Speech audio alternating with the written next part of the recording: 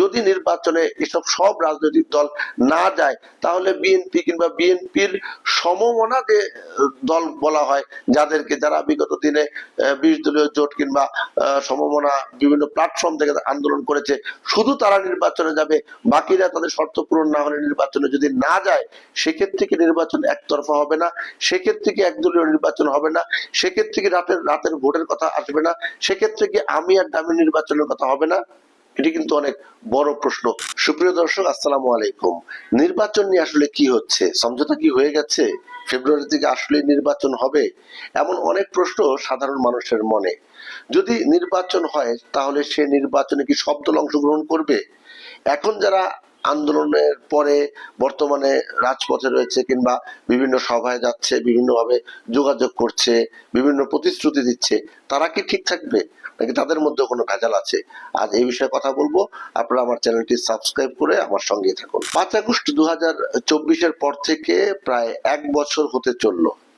নতুন করে 5 আগস্ট আসছে এবং নানা কর্মসূচি হাতে নিয়েছে রাজনৈতিক দলগুলো। একই সঙ্গে সরকারের পক্ষ থেকে এই যে গত বছরের 5ই আগস্ট যে শহীদ হয়েছিল সাধারণ মানুষ, ছাত্র জনতা এবং যারা আহত হয়েছিল, তাদের জন্য বিভিন্ন কর্মসূচি হাতে নেওয়া হয়েছে। যদিও এই কর্মসূচিকে কেন্দ্র করে অনেক বিতর্ক রয়েছে, অনেক বক্তব্য রয়েছে এবং কর্মসূচি বাস্তবায়নের সঙ্গে যারা যুক্ত, তাদের ভূমিকা নিয়েও কিন্তু প্রশ্ন আছে। আজকে আমার আলোচনা সেটি নয়, আমার আলোচনা মূলত নির্বাচন। তো নির্বাচনের কথা কেন বলছি? রাজনৈতিক দলগুলো এমন একটি আবহ তৈরি করেছে যে গণতান্ত্রিক রাষ্ট্র ব্যবস্থায় যদি জনগণের ভোটের মাধ্যমে নির্বাচিত সরকার ক্ষমতায় না থাকে, সেক্ষেত্রে রাষ্ট্র সঠিকভাবে চলতে পারে না। আর সেটার জন্যই কিন্তু নির্বাচনটা প্রয়োজন এবং এই নির্বাচনটা অবাধ, সুষ্ঠু, গ্রহণযোগ্য করতে সরকার ইতিবাচক ভূমিকা পালন করবে, এজন্যই কিন্তু সব আলোচনা। সবশেষ প্রফেসর ডক্টর মোহাম্মদ ইউনূস যখন লন্ডনে গিয়ে বিএনপির ভারপ্রাপ্ত চেয়ারম্যান তারেক রহমানের সঙ্গে বৈঠক করলেন এবং সেই বৈঠকের পরে কিছু কিছু রাজনৈতিক দল ছাড়া আসলে মোটা দাগে বেশ বড় রাজনৈতিক দল এবং তাদের অনুসারীরা সবাই কিন্তু খুশি যেটা নির্বাচন হচ্ছে। নির্বাচন হলে কি সুবিধা আর নির্বাচন না হলে কি অসুবিধা, সেটি একটু বোঝার চেষ্টা করুন। নির্বাচন হলে সুবিধা হচ্ছে যে আন্তঃরাষ্ট্র সম্পর্ক বিভিন্ন দেশের সঙ্গে সেটা হবে, ব্যবসা বাণিজ্য বিনিয়োগ সেগুলো আরো স্মুথলি হবে। একই সঙ্গে কিন্তু অনেক দেশ এই মুহূর্তে অনির্বাচিত সরকার থাকার কারণে তারা ভরসা পাচ্ছে না বিনিয়োগের জন্য, সেটিও কিন্তু বাস্তবায়ন হবে রাজনৈতিক সরকার কিংবা নির্বাচিত যে সরকার আসবে সেটা আসলে। কিন্তু অসুবিধা হচ্ছে সেই সরকার আসলে সেই সরকারের গ্রহণযোগ্যতা আসলে আন্তর্জাতিক পর্যায়ে কতটা থাকবে, সেই প্রশ্নটা কিন্তু এখন বড় করে দেখা দিয়েছে। প্রফেসর ইউনূসের যে গ্রহণযোগ্যতা সারা বিশ্বব্যাপী, সামনের দিনে যে সরকার আসবে সেই সরকারের গ্রহণযোগ্যতা কি সেই বিশ্বব্যাপী থাকবে কিনা, এমন প্রশ্ন কিন্তু আছে। কিন্তু এই প্রশ্নের মধ্যে যদি আমরা ধরে নেই যে সেই নির্বাচনে যেই দল ক্ষমতায় আসবে সেই দল প্রফেসর ইউনূসকে কাজে লাগাবে এবং সেই দলের পক্ষ থেকে কিন্তু বলা হচ্ছে যে প্রফেসর ইউনূস সেই দলের সম্পৃক্ত না হয়েও রাষ্ট্র গঠনে তার একটা ভূমিকা তিনি রাখতে পারবেন এবং দলের পক্ষ থেকে কিন্তু সেটি নিশ্চয়তাও দেওয়া হয়েছে। এখন প্রফেসর ইউনূস তিনি ব্যক্তিগতভাবে কি চাইলেন না সেটি কিন্তু বড় বিষয় না। বড় বিষয় হচ্ছে তিনি যে আসলেন, এই দায়িত্বটা নিলেন, তিনি তো স্বেচ্ছায় দায়িত্বটা নেয়নি, তাকে দায়িত্ব দেয়া হয়েছে। যে বা যারা বাংলাদেশের ভেতরে এবং বাংলাদেশের বাইরে থেকে, খুব খেয়াল করবেন, বাংলাদেশের ভেতরে এবং বাংলাদেশের বাইরে থেকে যে বা যারা, যেই গোষ্ঠী প্রফেসর ইউনূসকে দায়িত্বে বসিয়েছেন, তাদের স্বার্থ কি হাসিল হয়েছে? তারা কি তাদের যে লক্ষ্য নিয়ে প্রফেসর ইউনূসকে দায়িত্ব দিয়েছেন সেই দায়িত্ব কি তিনি পালন করতে পেরেছেন? তাদের সে আশা আকাঙ্ক্ষা কি পূরণ হয়েছে? যদি আশা আকাঙ্ক্ষা পূরণ না হয়ে থাকে, সেক্ষেত্রে নির্বাচন কিভাবে হবে আমার বোধগম্য নয়। ফেব্রুয়ারিতে নির্বাচনের কথা বলা হচ্ছে, হ্যাঁ ফেব্রুয়ারিতে নির্বাচন।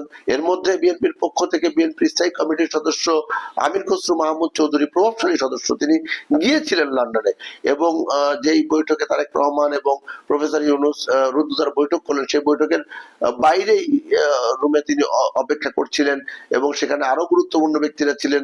তিনি কিন্তু যেটি বলেছেন যে তারেক রহমান বিএনপির ভারপ্রাপ্ত চেয়ারম্যান, যিনি এই মুহূর্তে জাতীয়তাবাদী শক্তিকে নেতৃত্ব দিচ্ছেন, তিনি অচিরেই দেশে ফিরবেন এবং সেটার প্রস্তুতি চলছে। এখন কথা হলো তারেক রহমান কি নির্বাচনের আগে দেশে আসবেন না নির্বাচনের পরে আসবেন? নির্বাচনের পরে আসলে তো প্রস্তুতির কথা বলা হতো না, তাহলে বলা হচ্ছে তিনি দেশে ফিরবেন, প্রস্তুতি চলছে, মানে নির্বাচনের আগেই আসবেন। তাহলে এক অর্থে বোঝা যায় নির্বাচন সন্নিকটে। এবং প্রফেসর ইউনূসের যে বৈঠক হয়েছে তারেক রহমানের সঙ্গে, সেই বৈঠকে নিশ্চয়ই এমন কোনো আলোচনা হয়েছে যেটা গণমাধ্যমে আসেনি, সাধারণ মানুষ জানতে পারেনি, সেটি নিশ্চয়ই তারেক রহমান আসার এটি ইঙ্গিত করে। তারেক রহমান আসবেন। নিরাপত্তা জনিত কারণে তারেক রহমান এতদিন আসছিলেন না, যে বিষয়টি তার ঘনিষ্ঠজনরা বারবার বলছিলেন যে নিরাপত্তা ঘাটতি বা নিরাপত্তা জনিত নানা সংকটের কারণে তারেক রহমান দেশে আসছেন না। এখন কি তাহলে সেই সংকট কেটে গেছে? তাহলে তারেক রহমান কেন আসবেন? তিনি আসবেন মূলত দলকে নেতৃত্ব দেওয়ার জন্য। তাহলে দলকে নেতৃত্ব দেয়া এবং নির্বাচনে অংশগ্রহণের জন্য যে বিষয়টি, যে ক্ষেত্রটি তৈরি হয়েছে, সেই ক্ষেত্রটি যারা তৈরি করলেন তারা কি প্রফেসর ইউনূসের সঙ্গে মিলে তৈরি করলেন না ইউনূসকে ছাড়া তৈরি করলেন?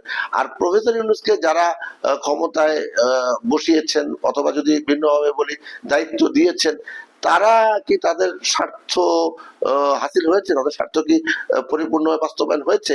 যে বিতর্কিত কয়েকটি বিষয়ের কথা বলা হচ্ছিল, ওই যে চট্টগ্রাম বন্দর ব্যবস্থাপনা, মিয়ানমারের সেই করিডর এবং আরো বেশ কিছু চুক্তির বিষয়টি যেটি বলা হচ্ছিল, সেগুলি আসলে খবর কি? আমরা তো আসলে কি বলবো, একটা গোল্ড ফিশ টাইপের ব্যাপার এখানে ঘটছে। একটা একটা নতুন নতুন ইস্যু আসছে, আমরা পূর্বের ইস্যুটা ভুলে যাচ্ছি। আসলে কি শুনছিলাম তো ঈদের পরে বাংলাদেশে যারা অবস্থান করছেন, মিয়ানমারের নাগরিক রোহিঙ্গা, তারা তাদের একটা অংশ মিয়ানমারে গিয়ে ঈদ করবে, মিয়ানমারে চলে যাবে। কই তাদের একজনও তো মিয়ানমারে গেল না। তাহলে এই কথাটি কেন সামনে আসলো? তখন কি এমন কোন প্রেক্ষাপট তৈরির জন্য এটি বলা হয়েছে কিনা? কিংবা আমাদের দেশে বিনিয়োগে ভরে যাবে, বিডার চেয়ারম্যান সে সময় একটা বিনিয়োগ সম্মেলন করলেন ঢাকায়, ব্যাপক উৎসাহ উদ্দীপনার মধ্য দিয়ে সেটি হলো, আমরা গণমাধ্যমে সেটি বড় করে ফলাও করে প্রচার করলাম, হ্যাঁ বাংলাদেশে বিনিয়োগ হবে, বাংলাদেশ উন্নতি হবে, অগ্রগতির পথে এগিয়ে যাবে, সেটা নিশ্চয়ই আমরা চাইবো। কিন্তু সেটার অগ্রগতি কি? এখন দেখছি যে বিডার কার্যালয়ের সামনে, রাজস্ব ভবনের সামনে, সেখানেও নিষেধাজ্ঞা দেওয়া হয়েছে, সেখানে মিটিং মিছিল করা যাবে না। প্রেস ক্লাব সহ এই অঞ্চলে মিটিং মিছিল করা যাবে না, যমুনার সামনে করা যাবে না। এত কিছু করা যাবে না, মাঝেও তো আমরা দেখছি বিশ্ববিদ্যালয়ের ছাত্ররা বিভিন্ন দাবি নিয়ে, তারা ব্যক্তিগত দাবি, বিশ্ববিদ্যালয় সংশ্লিষ্ট দাবি নিয়ে তারা সড়ক অবরোধ করছে, আজকেও করেছে নতুন বাজারে, মানুষের ভোগান্তি হচ্ছে। শুরু থেকে যে কথাটি বলে আসছিলাম যে প্রফেসর ডক্টর মোহাম্মদ ইউনূস দেশ পরিচালনার দায়িত্ব নেওয়ার পরে একটি ঘোষণা নিশ্চয়ই জাতি প্রত্যাশা করছিল, যে এটা ইন্টেরিয়াম গভর্নমেন্ট, এটা অন্তর্বর্তীকালীন সরকার, এই সরকারের কাজ হচ্ছে রুটিন ওয়ার্ক, এই সরকারের কাজ হচ্ছে নির্বাচন বাস্তবায়ন করা, এবং নির্বাচন বাস্তবায়ন করার ক্ষেত্রে আইন শৃঙ্খলা রক্ষাকারী বাহিনীর সদস্য, নির্বাচন কমিশন সহ সংশ্লিষ্ট যেই জায়গাগুলো রয়েছে সেগুলোকে শক্তিশালীকরণ এবং ক্ষমতায়ন, সেগুলি না করে এত এত কমিটমেন্ট, এত এত কিছু করা, সেই কোথায় বিডা, কোথায় রোহিঙ্গা, কোথায় করিডোর, কোথায় চট্টগ্রাম বন্দর ব্যবস্থাপনা, অনেক অনেক বিতর্কিত এবং অপ্রয়োজনীয় বিষয়গুলো কিন্তু সামনে আসছে।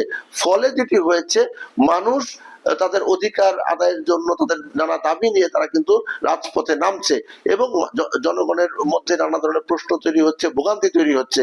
মানুষ এখন মনে করছে যে এই যে একটা ক্ষেত্র তৈরি হচ্ছে, এই ক্ষেত্র তৈরির মাধ্যমে আসলে কারো অশুভ চক্রান্ত বাস্তবায়নের ষড়যন্ত্র হচ্ছে কিনা, নির্বাচন কি ফেব্রুয়ারিতে হবে কি হবে না, তার আগে অন্য কোনো ঘটনা ঘটিয়ে আবার নির্বাচনকে পেছানোর কোনো পায়তারা হবে কিনা, অথবা নির্বাচন ফেব্রুয়ারিতে হলে সেটা কোন ফরম্যাটে হবে।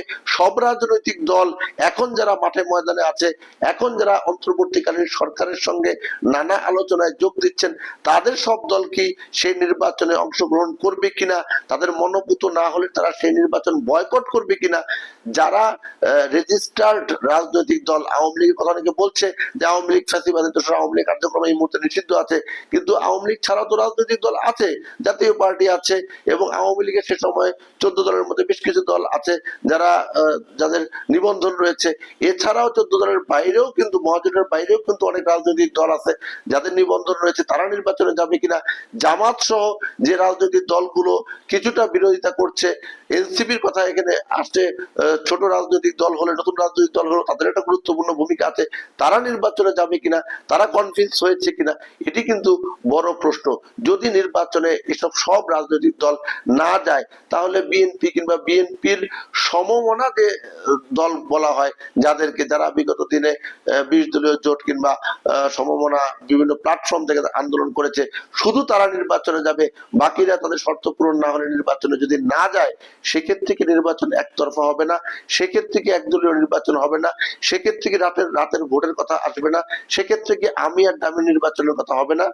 এটি কিন্তু অনেক বড় প্রশ্ন, এবং এই প্রশ্নের উত্তর নিয়ে আগামী পর্বে আসবো। আপনারা আমার চ্যানেলটি, আবারও বলছি, সাবস্ক্রাইব করুন এবং আমার সঙ্গেই থাকুন। সবাই ভালো থাকবেন, সুস্থ থাকবেন। আল্লাহ হাফেজ।